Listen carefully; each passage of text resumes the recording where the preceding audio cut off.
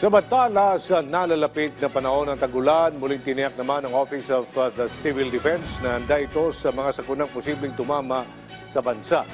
Ayon sa tagapagsalita ng OCD na si Attorney Chris Noel Bendio, nagsagawa na ang kanilang ahensya ng command conference kung saan tinitiyak nila ang inventaryo ng mga kagamitan ng regional offices.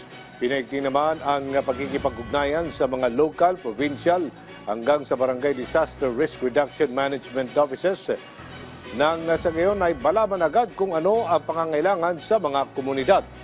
Masaya namang ibinalita ng opisyal na naaprobad na ang implementing rules and regulations ng Ligtas Pinoy Centers. Kailangan na lamang umano na magsumite ng mga potensyal na lugar na pwedeng pagtayuan ng permanenteng evacuation center.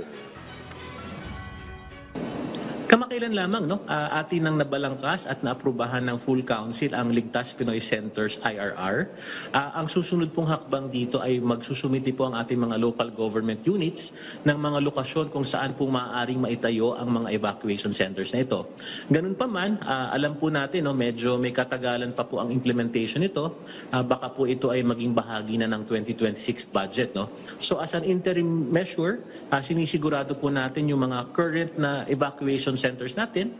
Kung merong kailangang i-repair, kung merong kailangang i-retrofit, ito po ay ina-address kaagad natin. Ganun pa man, baka next year at next year, implementation na po tayo ng ating Ligtas Pinoy Centers Act.